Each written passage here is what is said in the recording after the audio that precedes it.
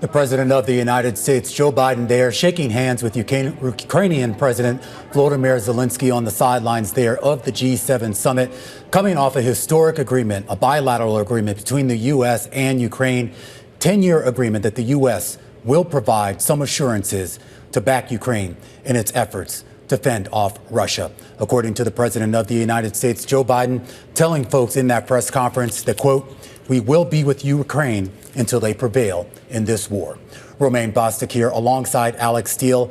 This is the close on Bloomberg as we count you down to the end of the trading day here on this Thursday afternoon, Alex. And it's been quite a day. I mean, I think we should kind of start overseas because we continue to see European markets really on the back foot, not necessarily because of what's going on between Biden and Zelensky, but a lot of other things going on at the G7 today, particularly with Emmanuel Macron. Yep, you have European equities getting hit pretty hard. You have the left and you have the right really taking force when it comes to those legislative elections that are coming in the next few weeks over in France. The markets responded in kind, right? Yields have really shot higher and the equity market has declined. Now, for the most part of the day, that sort of continued the theme within the markets. Yes, the S&P is at a record. I get that. It's up 0.1%, but it wasn't always like that. It was flat for most of the day. The Dow Jones Industrial Average have also been trading pretty heavy. What has really stood out, though, Romaine, is bonds. And bonds continue to get that bid. We had the 30-year. It went really well, really solid demand. Real estate and utilities really outperforming within the S&P. That feels like a safety trade. And we talk about that bond move here. That really is setting up maybe the potential for a showdown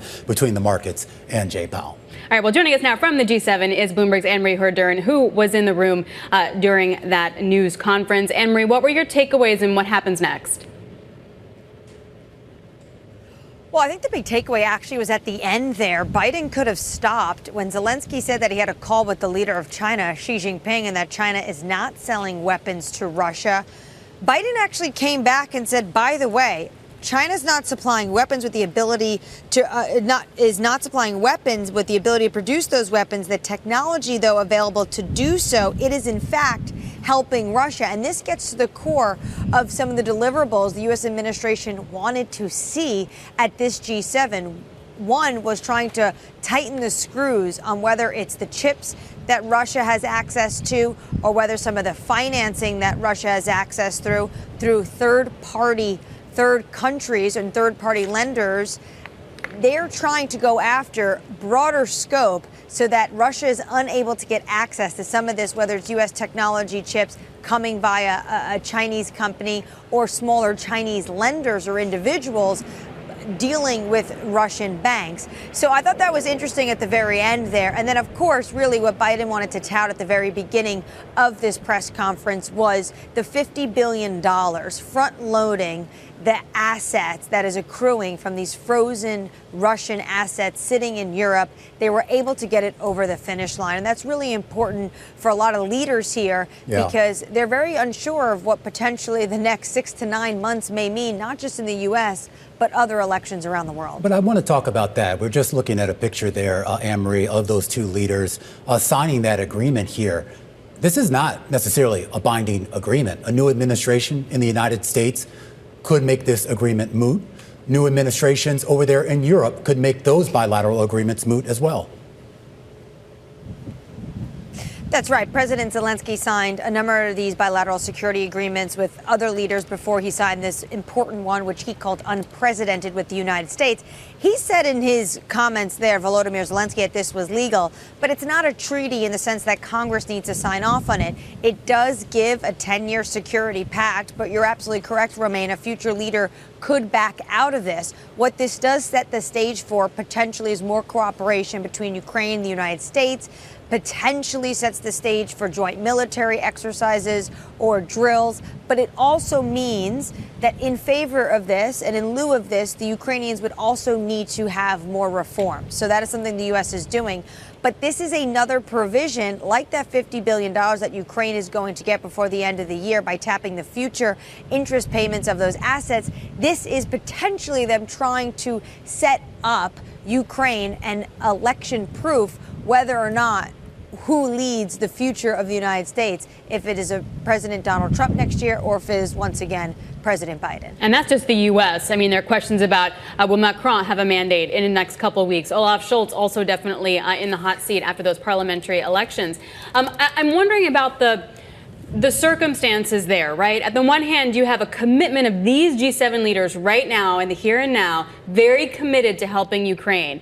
Then you have the economic ties. No doubt, tariffs are going to be back in a big, big way if President Trump wins the White House on pretty much everything that the U.S. imports, which would 100% hit Europe as well, not just China. Europe also ramping up its pressure on China imports.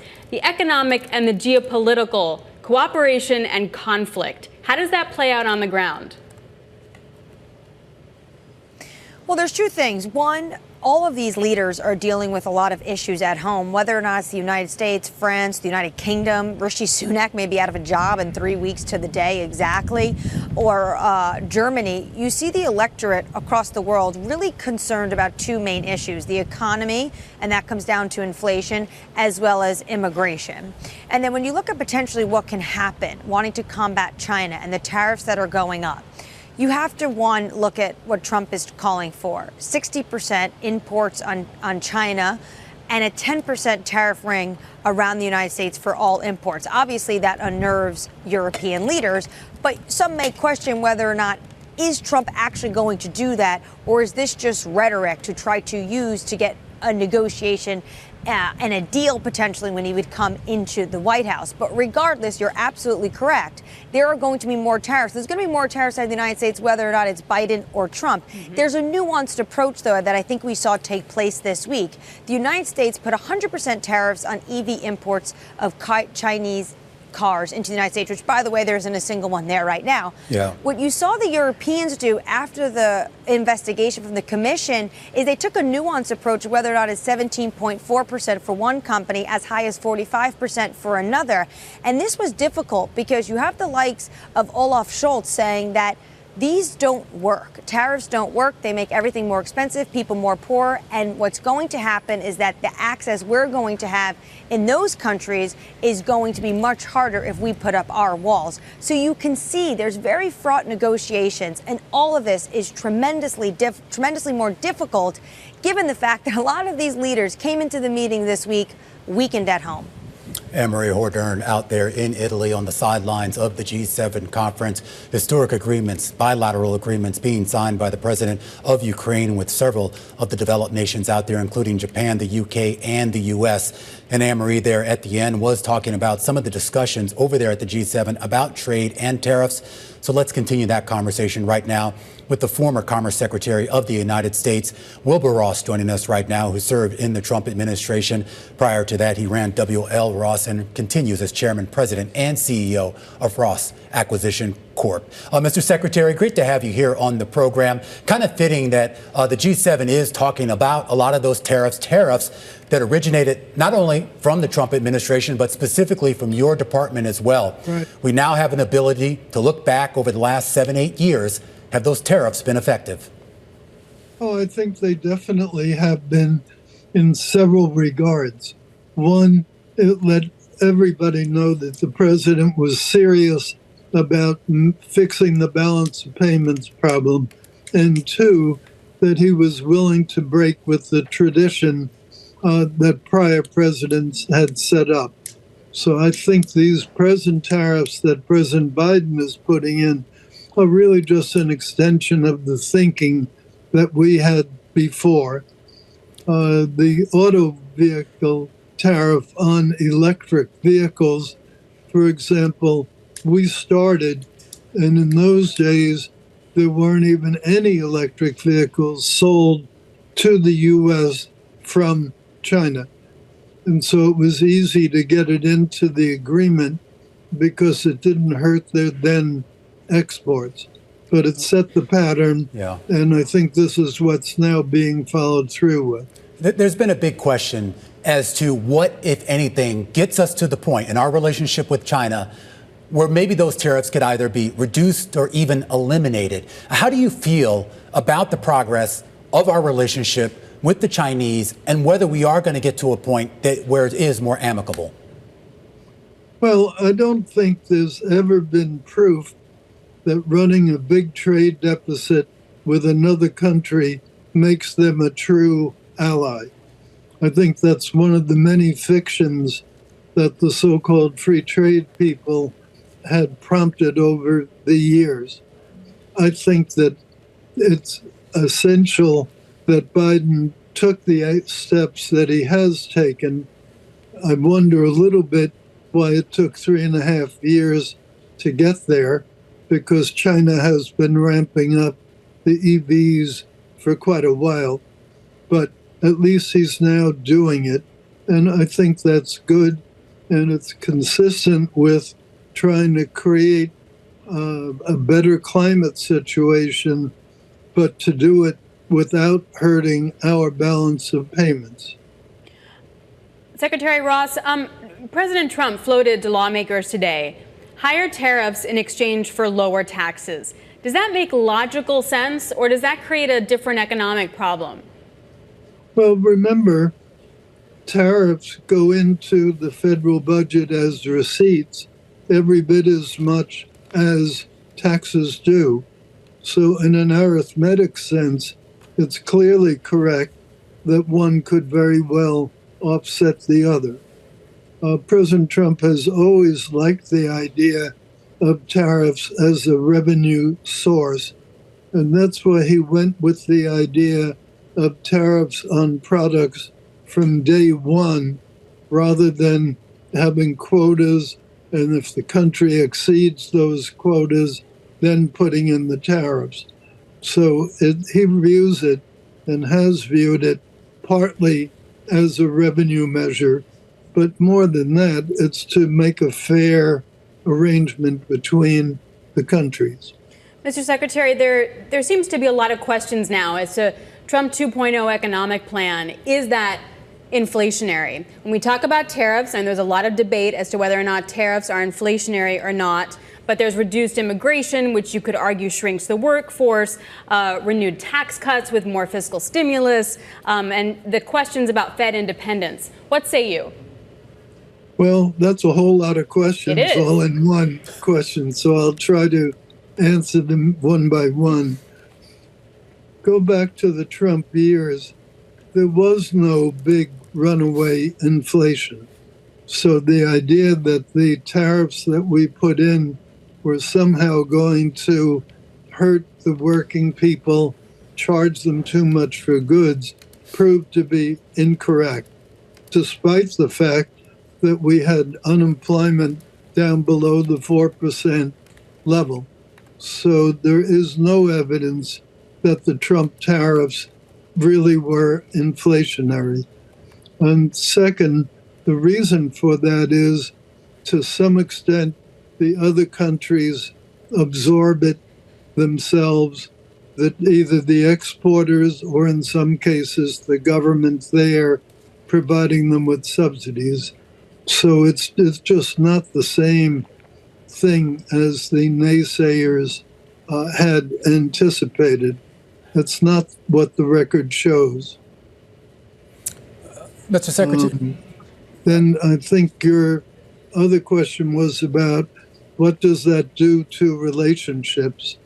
It seems to me that we've done at least as much damage in relationship by constantly provoking China with Taiwan and with some of the other actions that the government has taken.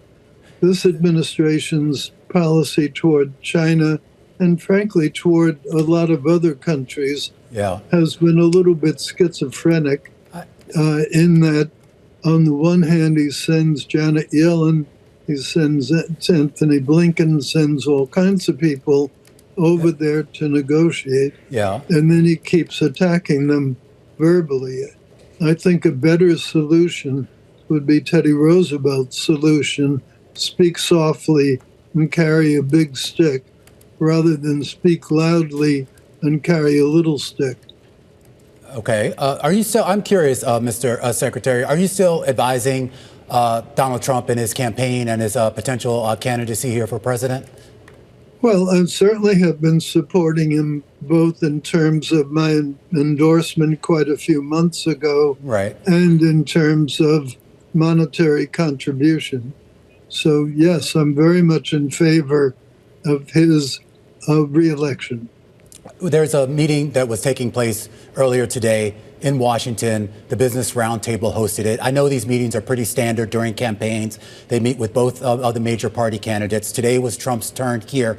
What is the message that you would want the business community to hear out of this Trump campaign as they decide what the outcome might actually be? Okay. Well, first of all, quite a few senior business people are in fact supporting Trump. A number of them formerly had been much more in the free trade camp than they are now, because they've seen the actual results of the Trump policies, and they've seen the Chinese government and others taking more control of the private sector, and that is worrisome to them.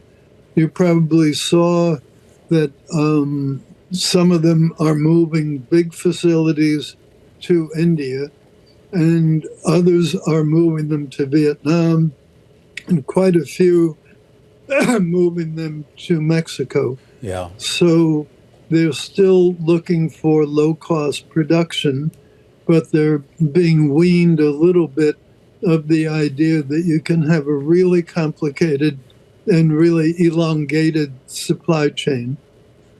Secretary, one last question. Bill Gross, legendary bond king, wrote in an op-ed in the FT, and he said that Trump is the more bearish of the candidates for treasuries, is what he meant, simply because his programs advocate continued tax cuts and more expensive things. Both candidates, the idea, are going to be negative for the fiscal deficit. Budget deficit will continue to rise, but Trump will be worse. What do you say to that? Well, that's Mr. Gross's opinion. But the truth is that deficits are running very, very high under President Biden. The difference is that these measures, these expenditures to the public, are putting money into the pockets, for the most part, of people not working, as opposed to creating jobs for them to fill. And I think that's part of the reason why inflation has been as sticky as it is. And as you know, the Federal Reserve just decided not to make a cut because of worries about continued inflation. I think it's inherently more inflationary to put out money from the government that does not go to productive use than it is to put out money that goes to productive use. So I would argue that the inflationary pressures are much more likely to be severe under President Biden than they would be under President Trump. All right, Mr. Secretary, I have to leave it there. Appreciate you taking time for us. Wilbur Ross there, the former U.S. Secretary of Commerce, as we count you down to the close here on this Thursday afternoon, a fourth day of gains in the S&P 500 and a fourth day of declines for U.S. Treasury yields. This is Bloomberg.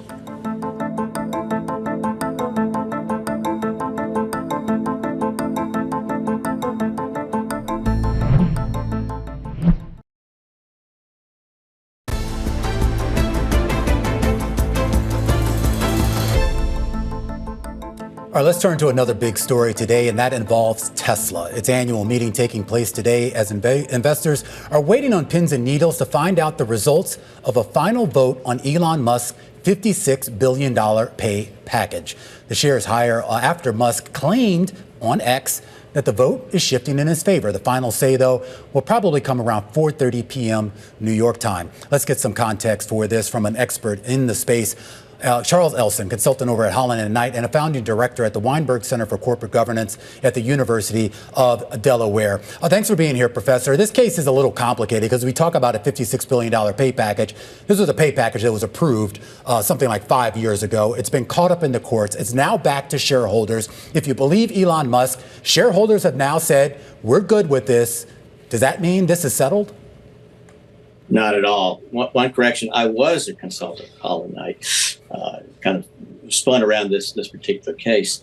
But no, the vote is kind of interesting, but it's really not really meaningful in terms of the court case.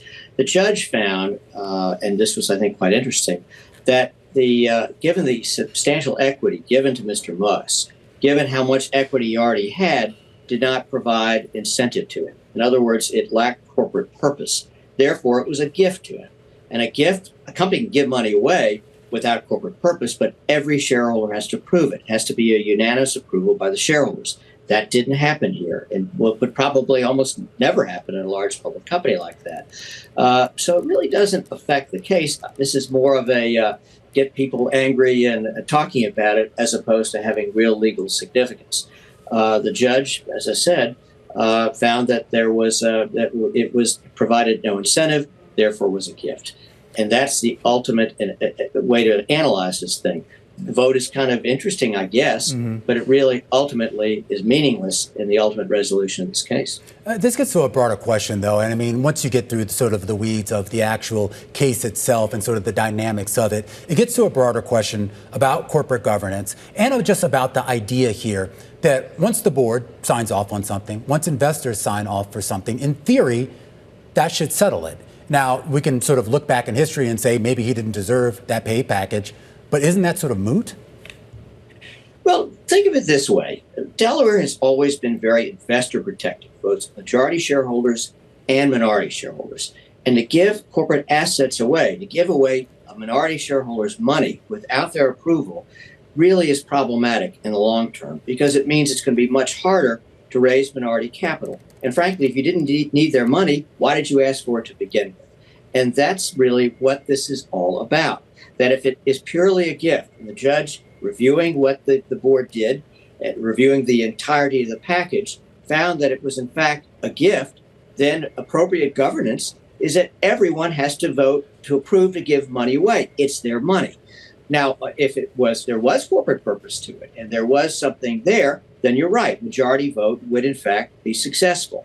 But in this particular case, because she found it was a gift, at least so I argue in my brief, that it had to be unanimous. And think about it this way, that's to protect minority shareholders. And if we don't do that, our whole system stops. And I think this is much bigger than Elon Musk. This is a very important legal point. Well, Charles, also what's a bit bigger than Elon Musk is just the idea that the board was too much in Elon Musk's pocket.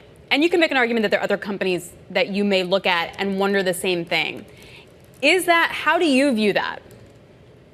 Well, that's what the judge found. She found that they weren't independent and that the idea of the package came from him. There was no negotiation. I think there was a famous line somewhere where they were effectively was negotiating with himself.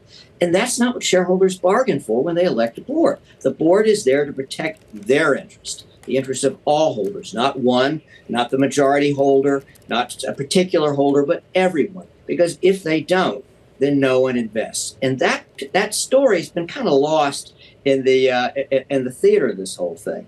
And if you don't protect all shareholders, the system basically stops. And that's the problem. That's why you want strong, independent boards who work with management, monitor management, and if necessary, terminate management.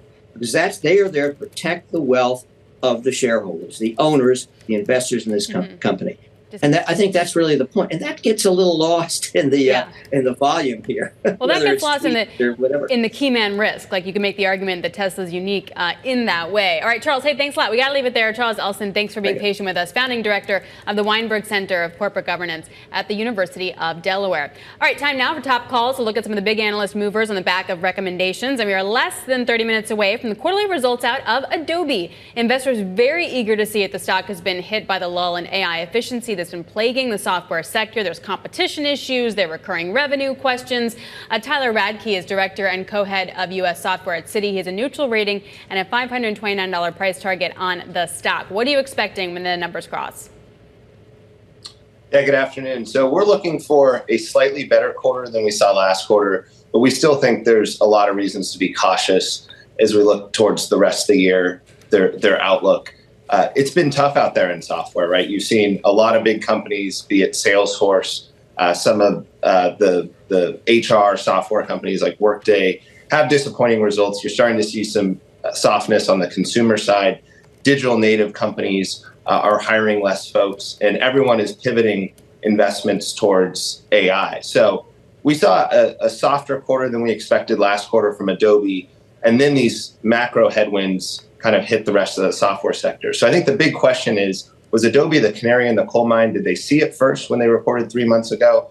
Or is there another leg down in terms of the weakness that's impacting the results? Well, I mean, we're also keeping an eye. Sorry, go ahead. Well, just on that point, though, Tyler, because, I mean, that really has been the question now for the last few weeks, not just for Adobe, but for really this entire space here. And it gets to the idea here as to whether this is a speed bump or this is sort of that material, I guess if you want to call it a cyclical downturn that we often see in this space here. I thought Adobe was supposed to be somewhat, or at least a little bit more immune to that. Yeah, so it's a good point. Obviously, Adobe is less of your enterprise software company, right? They're not as exposed to Fortune 500 IT budgets. They have a lot of consumers. They have a lot of influencers, creative professionals that are using their software. I think the other thing to keep in mind is on the competition side, right? So historically, Adobe has had nearly a monopoly on the creative segment.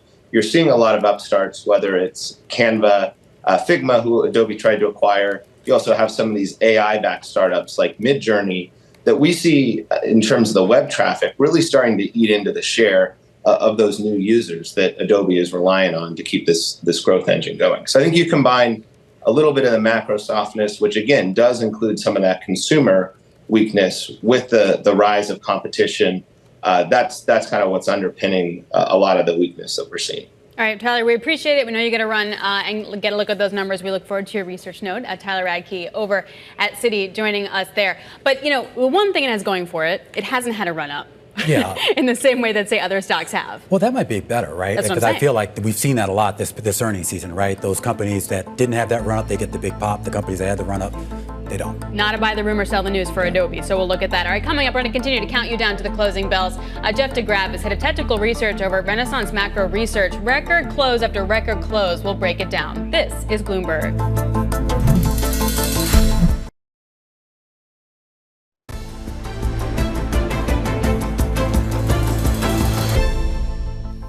This is the countdown to the close. Romaine Bostic alongside Alex Steele with about 10 minutes, Alex, until we get to those closing bells. And I don't know if you call this a great day. It looks kind of ugly to me, but I'm looking at an S&P, and that's a record high. I know. Tell me if you heard this before. Yields are lower. We're at a record high, and tech is outperforming. Yeah. What a surprise. Yeah. But obviously, you lower yields, and then you get the likes of like utilities and real estate doing really well. But can we just talk about Broadcom for a second? Broadcom or Avago? Yeah, which other one? Okay, sure. Record high. At one point, it rallied the most today ever. I mean, these are, and that's a deliver solid earnings, super solid move on the stock, despite closing at a record high before the numbers came out. And what's crazy to me, too, I think we were talking about this yesterday, how some of these kind of like older kind of tech stocks from kind of the last big sort of cycle that we had in the tech space have now sort of reasserted themselves, where you're talking about Broadcom, Oracle at a record high yesterday, and of course last week, that big rally we saw in Dell. Yep. What old is new? The old is cool. All right. Well, let's stay in the cool here as we count down to those closing bells. 9 minutes to go, and we want to get a read here on what the markets are doing right now and maybe potentially where they could go next. Jeff deGraaf is the co-founder and head of technical research over at Renaissance Macro Research. And Jeff, I was just kind of trying to make some sense, at least on a technical basis, of what was really moving this market. And you go on the Bloomberg terminal, you can see all the factors. You look at long-short factor, momentum. You look at pure factor, momentum. You look at long-only factor, momentum. Yeah. I'm going to ask you a dumb question. Is this a momentum-driven market? Well, it hasn't been. And in fact, we made a call back in March that we thought momentum was peaking in terms of the factor. And that has played out for the last 2 to 3 months. We went from essentially it was the 94th percentile of momentum down to the 18th percentile. So definitely it fell apart. It didn't fall apart in NVIDIA, and it didn't fall apart for a lot of semis. And I think that's kind of what people associate momentum with. And so that became a little bit of a tug of war there. But it happened in software. It happened in some of the financials and other areas. And really the lower part, the anti-momentum names had done well. So the materials, the utilities, those things had done well.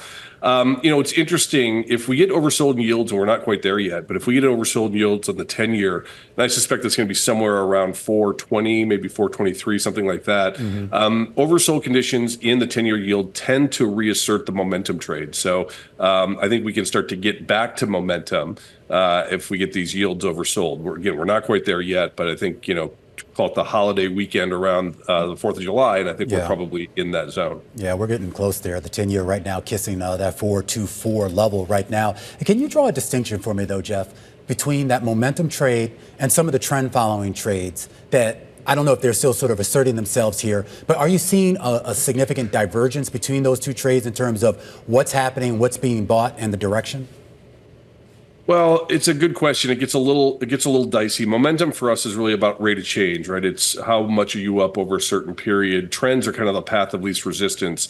And what you're seeing, and this is always the challenge in bull markets, in fact, it's one of the ways that we determine if we're in a bull market, there are a lot of absolute uptrends. Energy is an absolute uptrend. Utilities are an absolute uptrends. Materials are an absolute uptrend. So you're making money in almost anything that you own here, which is good news, and that's the definition of a bull market. Are you outperforming, right? Are your relative performance trends in place? And that's where you really start to make the distinction where utilities are just trying to make that turn in terms of that relative performance. Energy is not making that turn in terms of relative performance. So it's a fine line, but the momentum, most of the momentum names are still in trend, and that's one of the reasons why when they get oversold, they're buyable because those trends are so powerful. 54.33. That's where we sit on the S&P, Jeff. How much more upside until we technically got to take a break? So back on the 13th of December, I know that's very specific, but we had 71% of the names within the S&P 500 make 20-day highs. That had only happened 6 times since 1957.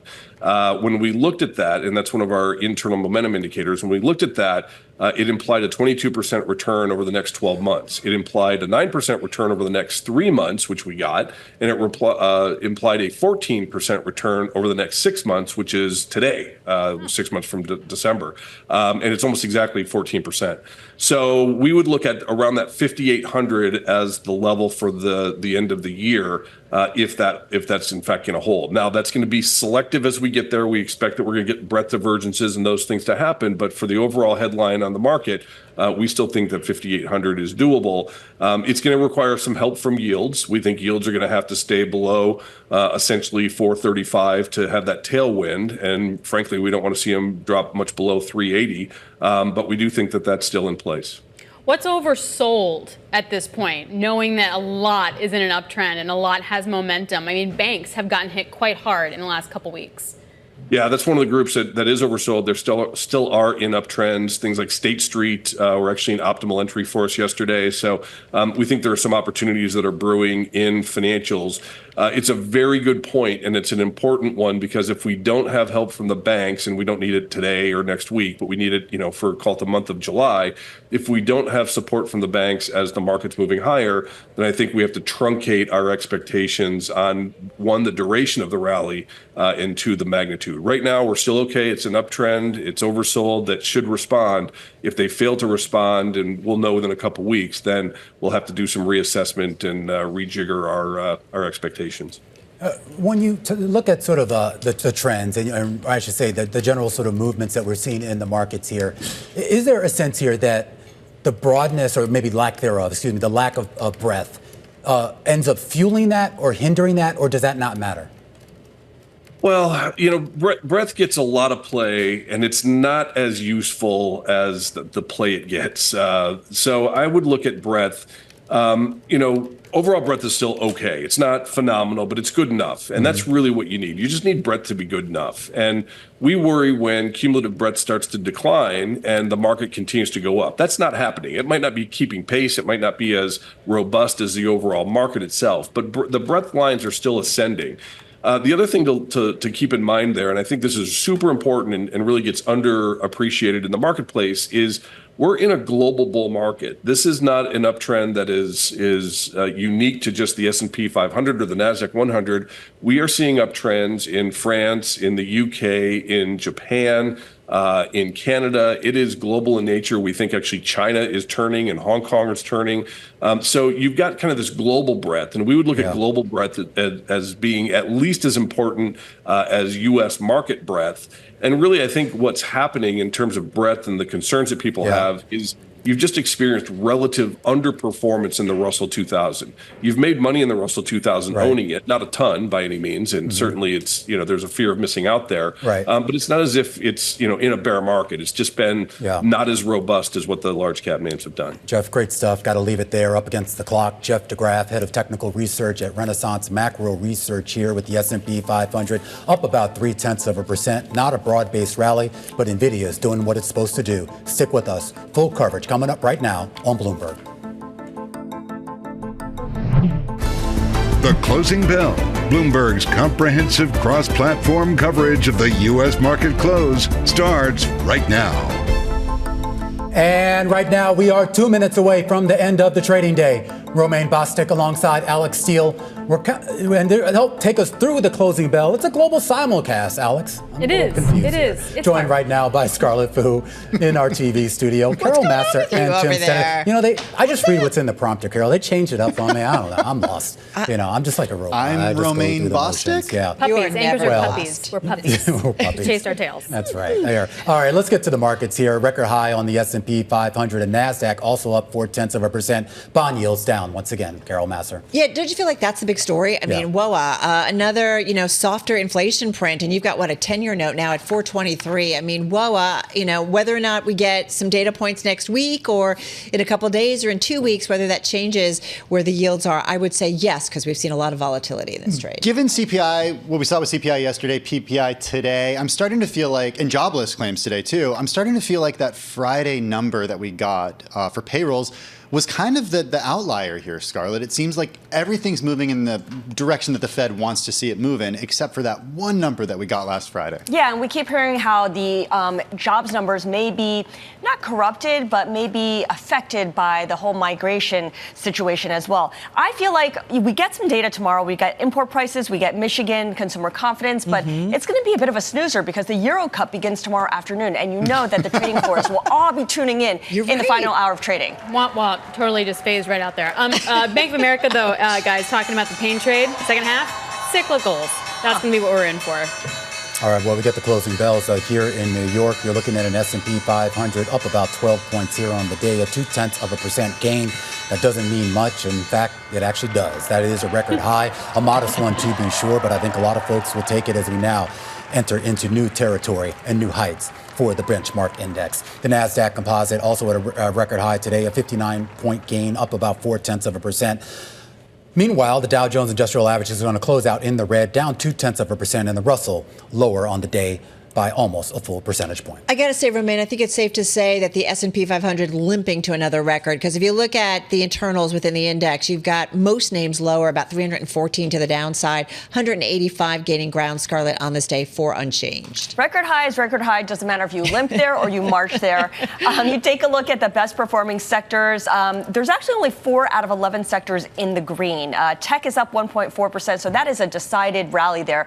REITs up 0.5%. Utilities barely higher by 0.25%. In terms of decliners, energy and communication services each losing about 1%, and industrials also trailing behind, losing 0.2%. All right, guys, to the individual gainers we go. Broadcom certainly atop that list, finishing off the high of 16%. That's where it was at its best point of the day, or its highest point, I should say, finishing, though, with a more than 12% gain. Number 1 gainer in the NASDAQ 100, number 2 gainer in the S&P 500 at that record close.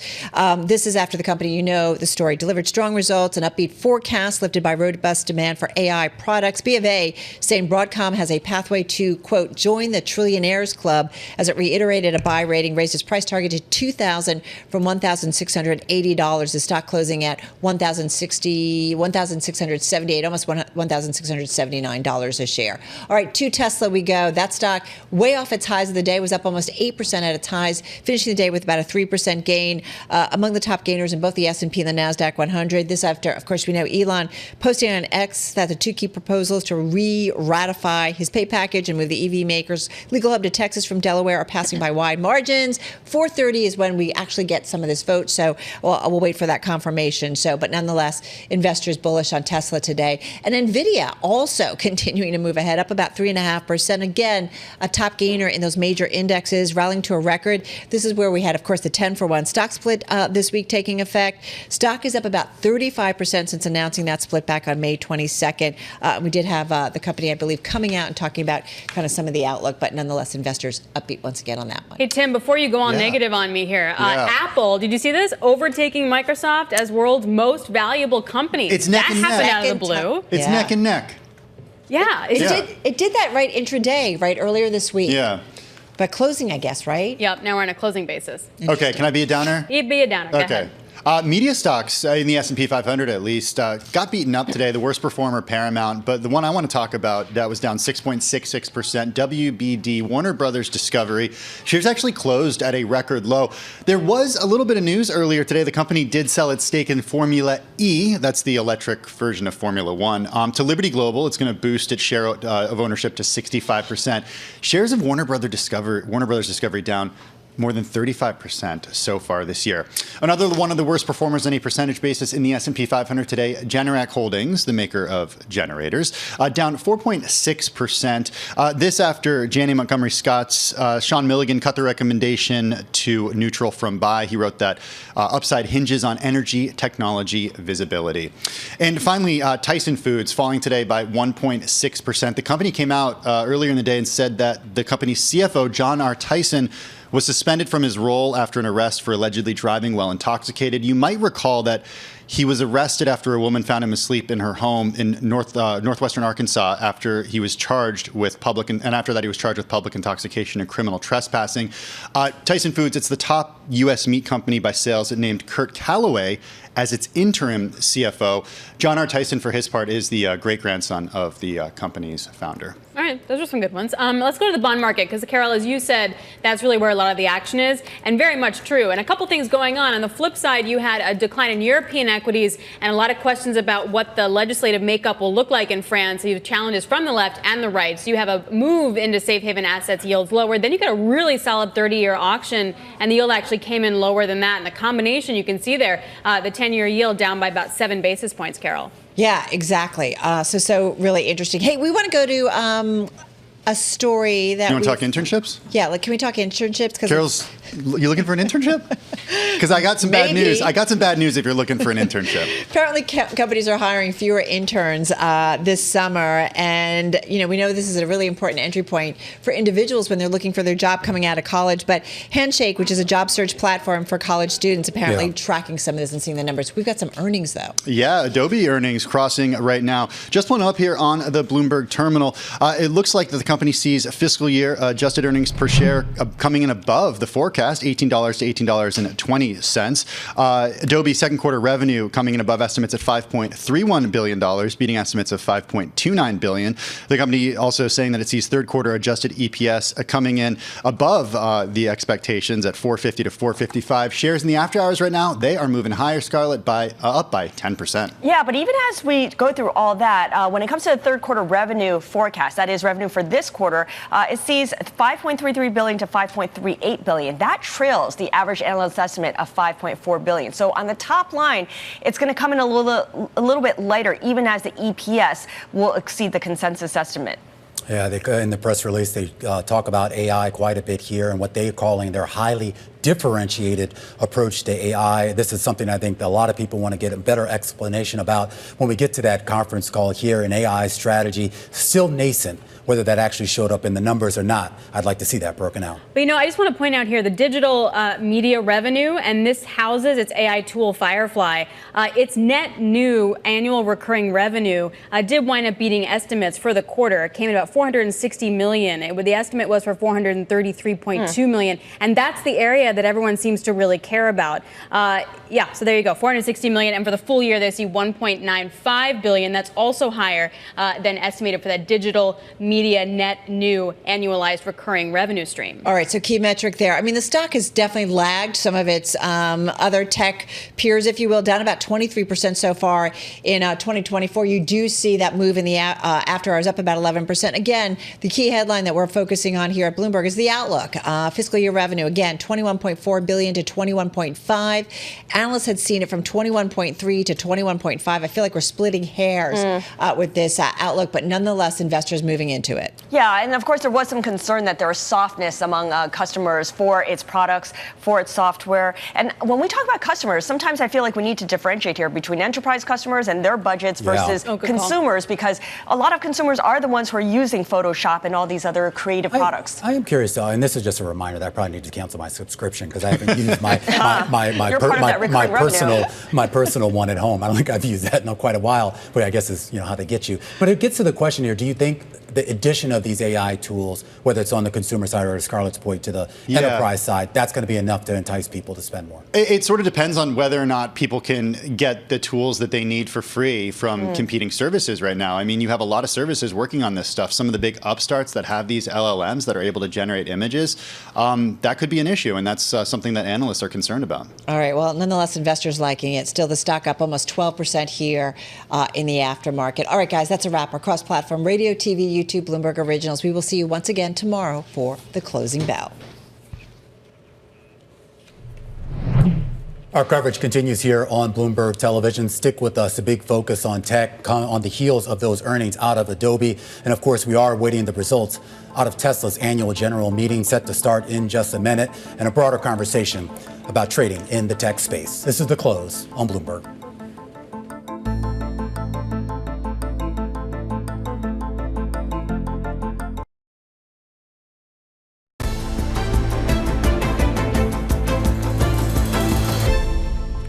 Welcome back to The Close. I'm Scarlett Fu. And I'm Romaine Bostic. You take a look at how markets did on the day, and well, they actually did pretty well. It was not a broad-based rally, but it was just enough here to get the S&P 500 and the NASDAQ to fresh record highs. Meanwhile, we did see a pullback, though, in the more cyclical space here. I guess you can call it the real economy, if you would. The Russell 2000, which rallied more than 1.6% yesterday, giving back about half of those gains here on the day. But two of the biggest moves that we saw across asset-wise, once again in the yield space, the fourth straight day where we've seen yields drop and drop meaningfully indeed. 4.24 right now on your two-year yield, 4.42 right now when you look at your at the two-year yield. Euro dollar, though, also a big move there here.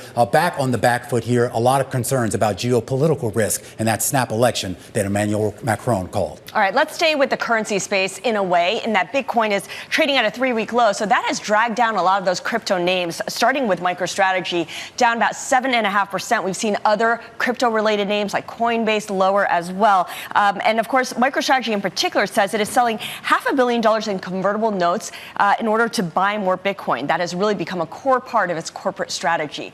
On the upside, Broadcom, ticker AVGO, climbing 12% on the day, the best performer in the S&P 500 and the NASDAQ 100. Investors cheering the chip suppliers beat and raise quarter, and also, of course, AI demand driving a lot of that. Don't forget as well, Broadcom announced a 10-for-1 stock split following in the footsteps of NVIDIA. Now, our top story this hour is Tesla, which is holding its annual shareholder meeting today.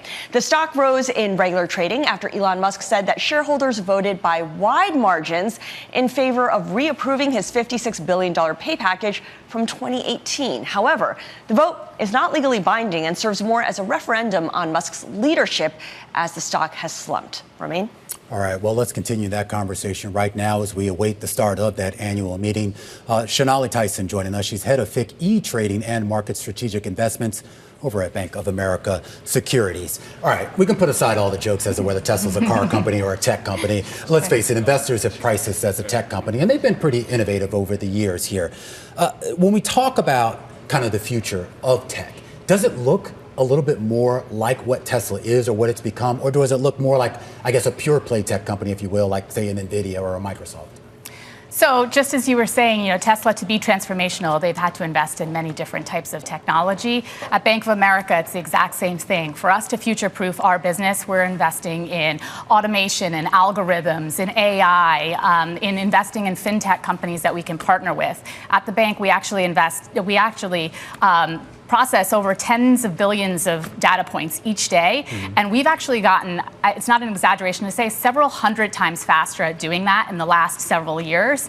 And that's all because of a deep investment in the foundation, in the platform, in software and hardware. So, the markets are focused on companies that are going to be that are going to be investing in technology and making that part of their scaling the business. Well, that's a good point, though, too, and I wonder if you can elaborate on it, because when we talk, particularly when we talk about AI, at first the discussion was just around the tech companies themselves, the software companies, chip companies, but now it's like every company. If you're a food company, people want to know what your AI strategy is. Yeah. If you're selling, consumer staples, they want to know what your AI strategy is. So it's gotten to the point where technology of some sort, whether it's AI or just something on the edges there, has to be incorporated into almost everything we do. Everything that we do. Yeah. And yes, at Bank of America in our fixed income electronic trading business, the last couple of times that I was here, I think we talked about how we use AI in a more structured way to, make algorithms and use data. What we're now seeing is the exploration of unstructured data and gleaning information from that unstructured data. So there's a couple of new things that we're doing that we're experimenting with.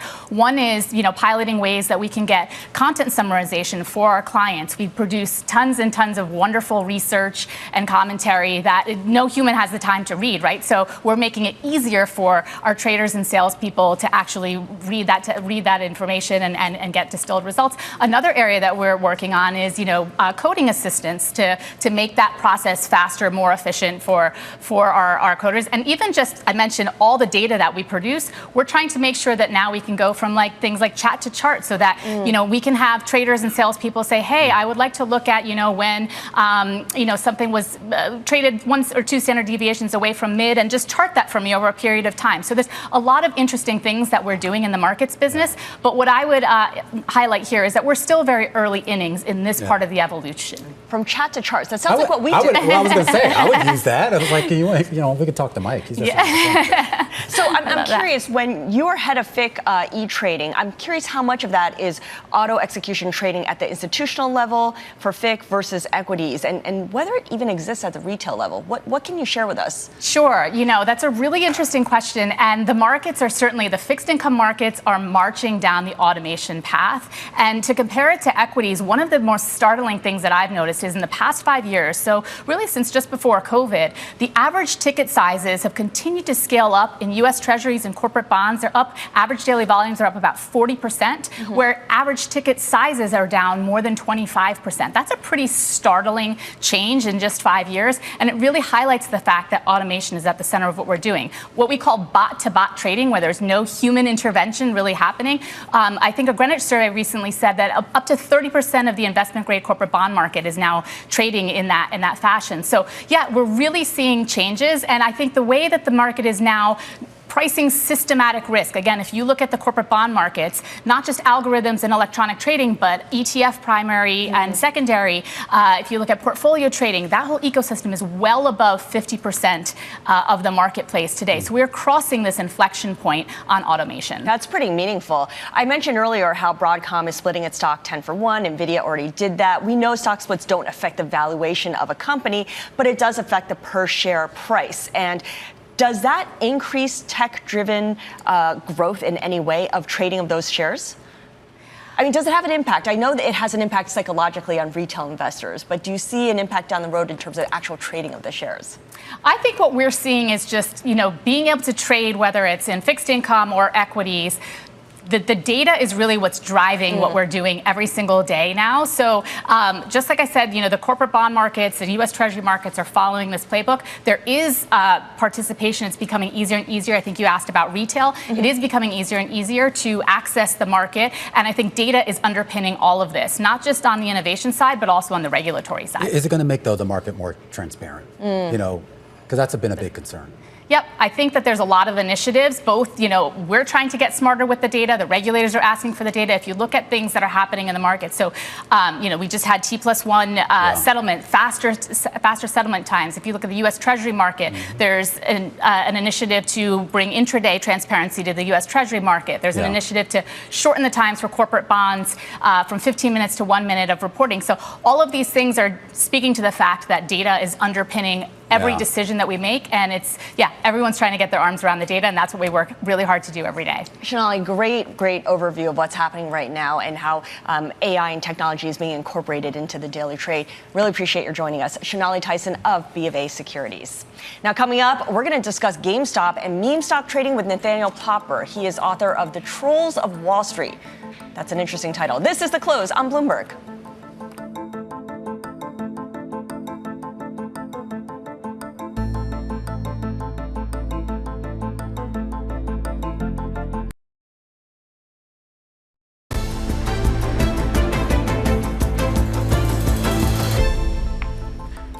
Let's check in on everyone's favorite meme stock, GameStop. We had technical difficulties forcing the video game retailer to delay its annual shareholder meeting that was set to take place today.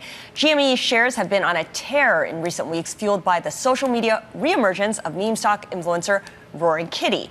For more, let's welcome Nathaniel Popper. He is a former New York Times journalist and the author of The Trolls of Wall Street. Nathaniel, great to speak with you. I'm sure you've been working on this book for a while, but I think about in the big picture how the meme stock phenomenon has really evolved. For many people, at first, it was a way to stave off boredom and perhaps turn their government stimulus check into something more. It peaked in early 2022, then it went dormant for a few years. Where is it now? Well, the meme stock phenomenon, as I think of it, is really part of something much bigger, which is a whole new generation of retail trading that has come about mostly since the COVID pandemic, but really it's been evolving for the last decade. And so we have this enormous audience of people who are in the market, who are very different than the type of people we had in the market before. And when something like GameStop comes up, there's just a whole lot of people ready to pounce. And I think it's something we've mostly ignored, but it's a big movement that is pervading all these different corners of the market. And you just sort of notice it when something like GameStop pops up. Right. And there's a celebrity component to it as well, right? Because you have Elon Musk. He certainly played a role. He supercharged the whole meme stock phenomenon when he tweeted "Game Stunk" back in January 2021. It took something that was already kind of on fire to new levels. Yeah. I mean, Elon Musk is absolutely quasi-religious figure in these sorts of circles. Tesla was actually really one of the first meme stocks before GameStop. I mean, it was Tesla that it got its first boost. This is back in 2020, back before COVID, when Wall Street bets came together behind Musk and behind Tesla and boosted it and crushed all of these hedge funds that had been shorting Tesla.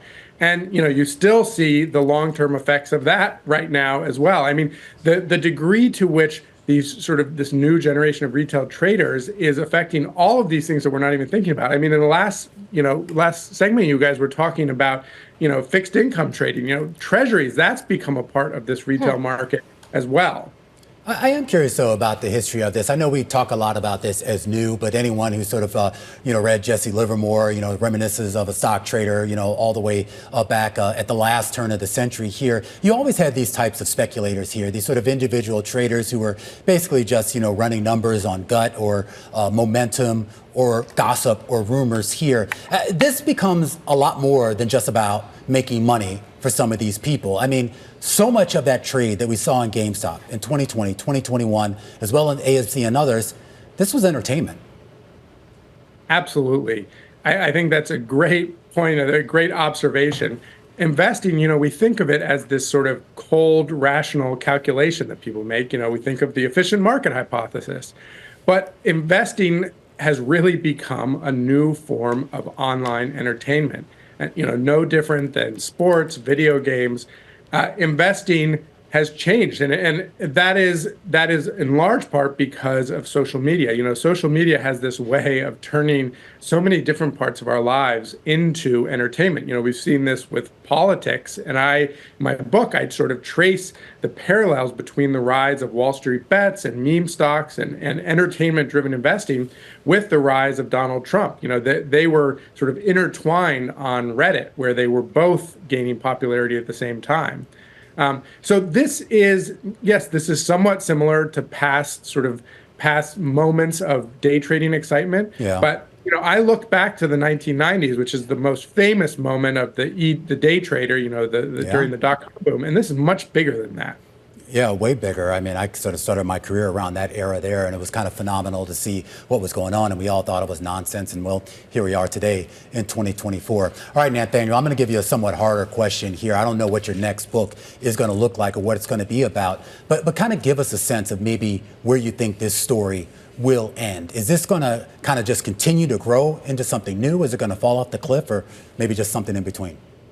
You showed a chart a little bit back of the level of investing in retail, the level of investing in individual stocks from the retail crowd. And it has gone up something like 5 or 6 times from where it was before COVID. And everybody thought this was going to go away when the pandemic ended. Everybody thought when everyone went back to work, this was going to end. And it hasn't ended. And I think that part of what you see there, and part of what I think is going on, is that this new generation has been turned on to the markets. And there are so many different components to that. There's the social component, there's the desire to get rich, there's the entertainment component. But the markets now feel accessible to ordinary young Americans in a way that they did not really, previously in our history. And so I think this is a sort of generational shift that is going to lead people to stay in the markets. And it's not just meme stocks. There's the stupid stuff is the stuff that's easiest to see. Yeah. But I think there's a lot going on underneath that's much more substantive. Nathaniel Popper, really appreciate your joining us. Thank you so much. The author of The Trolls of Wall Street. It's a fascinating, of course, Wall Street now tracking the call options Roaring Kitty supposedly owns. It's the tail wagging the dog, Romaine. Yeah, absolutely. We'll be back in a moment. This is Bloomberg.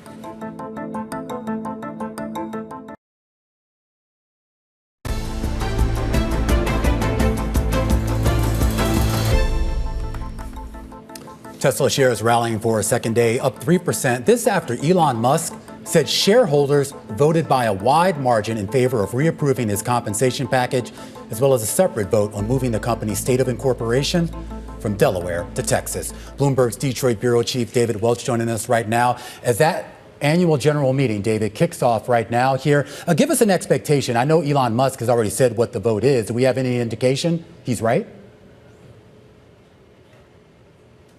I think we're having some issues with David's audio here as we wait for that general meeting to get underway here, Scarlett. And there's been a lot of talk right now about not just his pay package, but of course also the reincorporation, the idea that he might go what he believes is going to be a somewhat more friendly state to him on some of these corporate issues. But the irony there is if something does happen with this pay package and shareholders do end up reapproving it, he has to make his case all over again if they do move to Texas. Yeah, absolutely here. And there's been a lot of talk about whether he should have gotten this pay package. Remember, this was a deal struck all the way back in 2018 as they've been caught up in the courts. We had a chance to ask legendary short seller Jim Chanos about it yesterday. Take a listen as to what he had to say.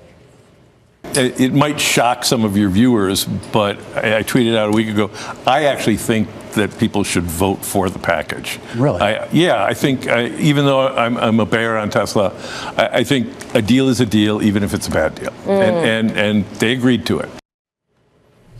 And of course, that was Jim Chanos giving his 2 cents there on whether that package should be approved. As he said, a deal is a deal. Ann Lipton is joining us right now. She's an associate professor of law at Tulane University and an experienced securities and corporate litigator, really one of the big minds in this space here. We can debate whether Elon Musk deserves the $56 billion or not. But Jim Chanos yesterday, I did get to a point here, is that this was voted on by the board. It was voted on by shareholders. It was approved. And yet 5 years later, we're still talking about it. Why? Well, a lawsuit was filed right when it was first approved. I mean, before he hit the milestones, before there's a payout. This lawsuit has been pending forever. And the basic argument is that a deal is a deal. That implies that somebody entered into the deal, knowing all the terms and understanding what they were getting into, and they voluntarily agreed. And what the court found after a trial was that's not exactly what happened. She found that there was no one really bargaining for shareholders because the board was captured by Elon Musk, and the shareholders weren't given full information when they voted in favor of the package. So in her view, there really wasn't a fair deal that was negotiated, and that left it to her to decide whether this deal was really in the best interest of shareholders, and she concluded it was not. If we believe what Elon Musk tweeted earlier today, that the majority of shareholders have approved this deal now, does that settle the case? No, not even a little. It just makes it more complicated.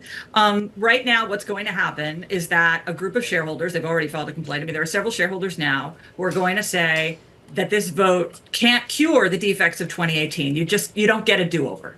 And of course, Tesla's view is, yes, we can, and this settles the matter. And once again, Chancellor McCormick is going to have to decide whether this vote does in fact cure the old problems. And whatever she decides, there will be an appeal, and it'll go to the Delaware Supreme Court, which will now have to decide, was she right about the original package in 2018, and is she right, whatever she holds, about the effect of the new vote?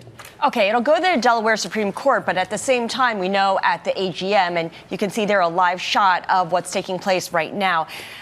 They're also voting on whether to move the company's state of incorporation to Texas from Delaware. Whatever the Delaware Supreme Court decides, is Texas going to honor that?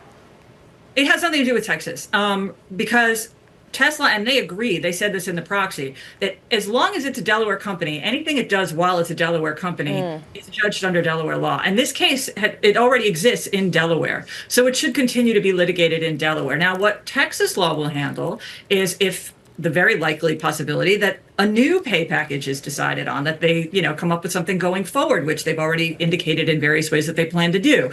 That will be decided if it's challenged in Texas courts under Texas law. What's interesting here is we know proxy advisory firms recommended investors vote against the pay package, and the biggest institutional shareholders are unlikely to change their vote this time around. So it really all comes down to individual retail investors. What does it say that this group of retail investors seems to have voted in favor of approving Elon Musk's outsized pay package, despite the fact that the company's fundamental prospects, the challenges it faces, seems to have gotten darker over the last couple of years? Well, it's interesting. First of all, I'm not sure, until we get the real results, it's really hard to say. But like some of the indications may be that some institutions did switch their vote from nay to yay. And we'll have to see whether that did in fact happen. But as far as retail goes, they're shareholders, they get to vote as much as anyone else. That said, often the rhetoric of court decisions does not respect retail's ability to make these judgments as much as it does institutions. There's a lot of rhetoric in court decisions to the effect of, well, institutions know what they're doing. So we'll see whether that has any influence on the court's analysis of the vote.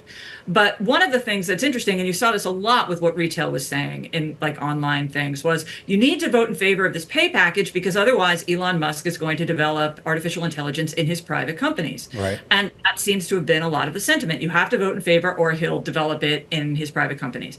But it's very likely, and this is one of the arguments already being made, that developing AI and private companies and not Tesla is a breach of fiduciary duty to Tesla. And in other words, this vote was held with a gun to the shareholders' heads, that he was going to mismanage Tesla if he didn't get his old pay package. And that's going to weigh heavily in the court's mind when it decides whether this vote, the new vote, had any meaning. Well, that's what I'm curious about. And there have been media reports here about that issue. We still, of course, have to confirm that. But the idea here that you have a man running multiple companies, in some cases, those companies might have overlapping missions, maybe even conflicts in those missions here. Is there not a remedy, at least on the fiduciary side of this, for investors who are concerned there are at least 2, maybe 3, I've lost count, lawsuits because so many shareholders and plaintiffs' firms were afraid that he was going to reincorporate to Texas and sort of escape Delaware's jurisdiction, that several complaints have been filed just in the last week. Oh. And those, as far as I can tell, are going to be litigated in Delaware and under Delaware law because the company is currently a Delaware company. And all of them are alleging some version of Elon Musk is taking Tesla resources that properly belong to Tesla shareholders and using them in his private companies. So even after reincorporation at Texas, it looks, as far as I can tell, like they're going to be mired in a lot of Delaware litigation for a little while over those precise issues. All right. Sounds like the company is going to be spending a lot on legal fees in the coming months and years. And Scarlett, really appreciate it. The lawyers always win. Yes, they do. Good reminder. Ann Lipton is Associate Professor of Law at Tulane University. And of course, we're keeping an eye on Tesla. Tesla shares were higher for most of regular trading today because of what Elon Musk had tweeted, which is like, oh, yeah, it's a done deal. And they had rallied yesterday, too. I think there was a sense here that maybe that cloud was going to finally be lifted here because it really wasn't just about whether he gets the money. It was about whether he was going to stay committed to it. So I guess if they feel like they're going to give him $56 billion, and I guess that means he's going to stick around. I don't know. That's a gamble. All right. We have a record close here for the S&P 500. Yet again, I've lost count of how many record closes we've had right now. The 10-year yield broke below 4.3%, heading for its lowest since March. There was solid demand for $22 billion, a sale of 30-year bonds, and Of course, we're continuing to keep an eye on what's going on in France. The ETF that tracks French stocks losing about 2.3%. You have spreads on French debt widening against Germany as the president there has called for snap elections. All right. Well, meanwhile, back here in the U.S., some big after-hours movers. Tesla, one of the biggest volume movers in the after-hour session.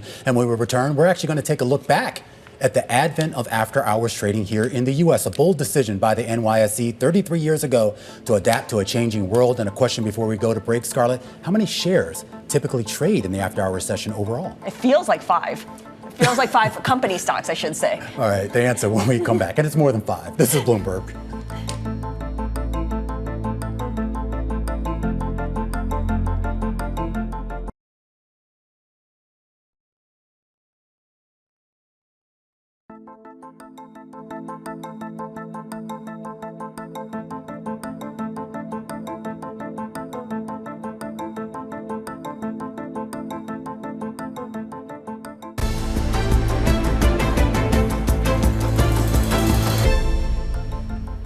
All right, let's take a look back in history. On this day, 1991, the New York Stock Exchange began a 2-year pilot project to let stocks trade for as much as 75 minutes after the normal 4 p.m. closing time.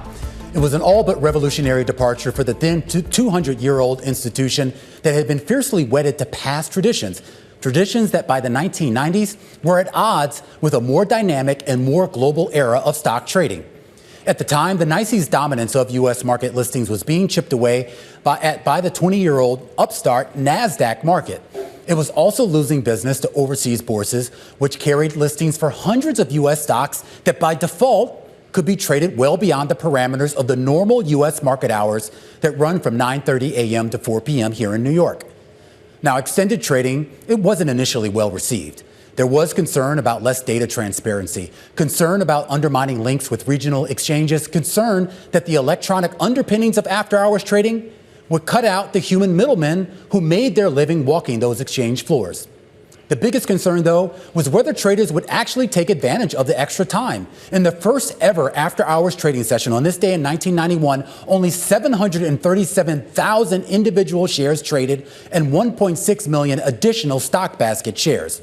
Within a month, those numbers had actually dropped by 2/3. Charles Schwab telling Bloomberg at the time that just 30 to 50 of its 1.5 million customers were even using the system. But of course, with the benefit of hindsight, we can see that the NYSE's move was a smart one. And that brings us to our question of the day. How many shares typically trade in the after-hours session now across the tape? The answer, more than 100 million shares swap hands on a typical day. And it's a reflection of a changed world where financial markets are more global, where electronic trade fulfillment is preferred over the human touch, and where not even bankers keep bankers' hours anymore. Now, that 2-year experiment has now become permanent, and it has now expanded from 75 minutes to 4 hours, with the after-hours session running from the 4 p.m. close to 8 at night. Scarlett? Sounds like we need to start a new show here on Bloomberg that succeeds the close and takes us through all of U.S. after-hours trading as well. We can call it Beyond the Bell. We can call it Beyond the Bell. There you go. All right, let's turn now to the world of auctions. Earlier this week, we asked the bond king, Bill Gross, why he's auctioning off his stamp collection, which is one of the most valuable in the world. I don't think the kids are collecting stamps anymore. They're more involved with their cell phones and their games. And so if I can apply bond market economic terminology and philosophy to the stamp auction, much like paintings have a provenance and so on, then perhaps we can make some money as well. So joining us now is Scott Trepel. He is president of Siegel Auctions, which is handling the Bill Gross stamp collection, and it will be held on June 14th and 15th. Great to see you. Thank you for joining us today. Thanks for having me. What kind of preliminary interest or phone calls have you gotten from stamp collectors about this auction? Well, you have to understand, Bill Gross has been selling stamps from his collection for a number of years now, but he kept this particular album, these single stamps, for all these years, and people have been building up, waiting for it to happen, asking us all the time. So when we finally broke the news, of course, they all got ready and waited for the catalog, contacted us. So those are all the people we know, but we've done a lot of marketing and press coverage, and hopefully there are going to be some people who decide they're going to improve their collections, and we don't know about them yet. Well, we should point out this is a pretty impressive collection, and I'll push back on what Bill Gross says, the idea that kids aren't collecting. A lot of people are still into this stuff, and I know it's probably a small, somewhat niche market here. But when you talk about what's in his collection, the inverted Jenny, which of course is probably one of the more famous, of the collectible stamps out there here, this is a well-curated collection. He put a lot of thought into this. He wasn't just out there just buying random stuff. Absolutely. Yeah. This is a collection that very few people in the world could put together. First, they have to have the inclination to do it, and then they have to have the means. But even then, there are stamps that are so rare, and one of them's here with us today. They're so rare that I don't care how much money you have, and you're going to need longevity because it might be a generation before they come up. Just to explain what we're seeing there, I mean, on the left of the screen there, that is the inverted Jenny, and on the right, is that the Z stamp? Is that? This is the 1 cent Z grill. Yeah. And this is the inverted Jenny. And I brought both because this is the most valuable stamp, really, in American philately. It's estimated at $4 to $5 million. This may be the most famous stamp. Yeah. Your kids collect, right? Yeah. Well, even they're going to know. They're going to be very jealous you didn't bring them today to see I don't think the I'm gonna inverted bid on that one, Jenny. But this is a stamp that's been in movies like Brewster's Millions. It's been on The Simpsons. Brewster's Millions. Wow. Yeah. That really takes. It's a great clip of him buying the stamp in an old stamp shop. But this represents something that is special in stamps, discovery. So this collector in 1918, when the stamp was first issued, went to the post office on the first day of issue with his $24 and bought a sheet of stamps. And as soon as he saw them, as he said later, his heart stood still. He knew they were inverts. He was actually looking to see if he might win that lottery card, the lottery with a sheet of inverts, and he did. About a week later, he sold it for $15,000. Wow. Which in 1918 for a struggling stockbroker associate was a windfall, a lot of money. So tell us a little bit more about this 1 cent Z grill. Why is it so valuable? I mean, did they print a lot of them, or what happened to the rest of them? Well, what it is, it's an empty space in an album. And by that I mean, stamp collectors look at all the different varieties and they assign numbers to them. And then with every number goes a space in an album. So the technical reasons for why it's so much rarer than the other ones, I'm not going to get into that here, but it is Scott number 85A. And it's an empty space in everyone's album. And the reason is there's only two known. Okay. There's the one we're selling and there's one in the Miller collection at the New York Public Library. So for generations, this stamp has been on the want lists of all the major collectors. And from 1957 to the 1970s, it stayed in one man's collection. And each time it's come up, it's set a record. I've been involved with this stamp a few times. And it'll be fascinating for me tomorrow night to see who the winner is and how much they have to pay to take it. Yeah, and I can tell you the having full sets is like a big deal. I don't do stamps, but I do coins, and being able to sort of get those full sets in is kind of like the holy grail for a lot of us. I mean, obviously I can't afford that, but so you've got collecting in your blood. I do. Do you collect anything, Scarlett? I used to collect baseball cards, but that was a long time ago. No, okay. It's time to start again, or switch to stamps. Okay, yeah, I'll start with the Z grill. There we go. And Scott Trepel, president of Siegel Auctions. Thank you so much. Thank you for having me. Good luck with the auction. Thanks. All right, let's move on to our Muni moment because we're focused on airports. JFK International, the latest to take part in the airport bond boom. It is seeking funds to help build its new Terminal 1, which will serve only international travel upon the project's completion. And that, Romaine, will not be until 2030. It's going to have 23 gates devoted to international travel. But until then, there's going to be a lot of construction and a lot of misery for people driving to JFK. So it'll be like normal, like what it's been for the last 40 years. First of all, I'm all for this. I mean, I think we've talked about this, but anyone who lives in New York knows they did a big revamp of LaGuardia. It was a pain in the you-know-what for a lot of years. But the end result is magnificent. It's just no a much longer better third world country airport, right? Right, and JFK has been trying to upgrade its terminals. I know it's done one of the domestic ones, so I'm all for this. I know it's going to be a painful sort of road to get there, but the end result, if it makes flying in and out much easier, then let's go for it. Well, it's going to be done in stages. Phase 1 is going to cost $9 billion, due to be completed by June 2026, so you'll start to see the fruits of that labor. So $9 billion in 2026 is really going to be like $18 billion by like 2034. Is that what you're saying? Yeah, kind of, pretty much, sure, I mean, right now, Phase 1 will add 4 gates to the current 10, but at the end of it, it's going to have 23 gates. And of course, travel demand is only going to increase and the travel volume is going to increase. All right. Well, that's a Muni moment for you. We'll get back to that in a bit. In the meantime, stick with us. We're going to set you up for what to watch tomorrow. This is Bloomberg.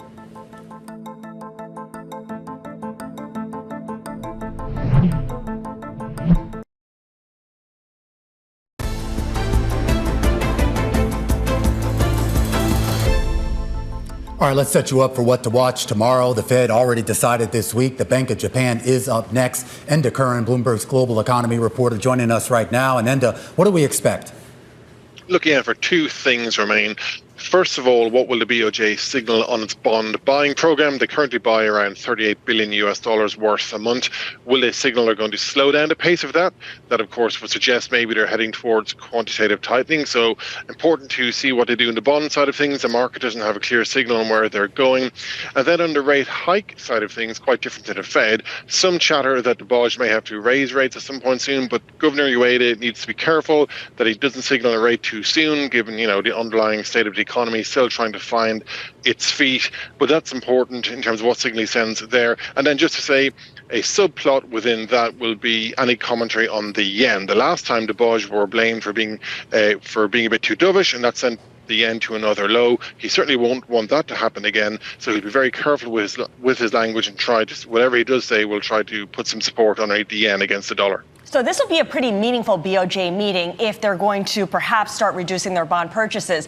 You talked about the prospect of a rate hike. How are those two connected? Does one thing have to happen before the other? Does quantitative tightening need to be in place for a rate hike to then take place? It's a good question. I guess we've had that question around sequencing in other central banks as well. I think on the bond buying side of things, the market doesn't really have a good steer on what the BOJ are doing yet. They haven't really given a roadmap. So that's very much an open question. On the rate hike side of things, I think, broadly speaking, economists are expecting the BOJ to hike rates again. It's already at a very low base, don't forget. But the question is when? When will that window come? And there's a feeling right now it's probably just a bit too soon. The economy's still trying to find its feet. But I think over the months ahead, you'll start to hear more coming out of Japan on both slowing down its bond purchases, heading towards QT, and of course, perhaps heading towards a rate hike outright. Quite a different story to advanced economy peers. All right, Enda Curran there, the best of Bloomberg. A nice preview here of what to expect out of the BOJ decision as we look at some of the big potential market-moving events here over the next 24 hours. That includes the BOJ decision, and it includes the G7 meeting in Italy, which continues. It continues, and you wonder how much Emmanuel Macron, the president of France, will be a big presence here. He's got a lot of fires to put out at home. Yeah, and problems of his own making. Yeah, problems of it. Well, that's the understatement there. Here, we'll keep an eye on that. We will have full coverage throughout the day on any developments out of Italy. Back here in the U.S., we get some other economic data, this time on consumer sentiment. Yeah, and consumer sentiment will be critical in terms of soft data, but really most of the important data has come out, and that has been CPI and PPI coming in the way investors wanted it to. Yeah, better than what they wanted it to here. So now we get some of that survey data, maybe not as reliable, but maybe it gives us some insights. Maybe we get additional insights out of another sort of slate of Fed speakers now that the Fed meeting's over. They're back. Yeah, they're back. I know you missed them. I know. What are they going to say, though? There's so many data points before the next FOMC meeting. This is the early innings of it. Well, you get Lisa Cook, Austin Goolsbee, and the outgoing Cleveland Fed President Loretta Mester there. And then tomorrow afternoon, we have something starting that may conflict with our programming, Scarlett. The Euro Cup. The Euro Cup starting at 3 p.m. Germany versus Scotland. I guarantee you a lot of people are going to be watching this on the trading floor. No, watch the close. We're going to be much more exciting. We're going to kick things until, and the closing bell. Block shots. And what else do they do? You can. All right. Thanks for joining us here on The Close. We'll be back tomorrow. Balance of Power coming up next, right here on Bloomberg.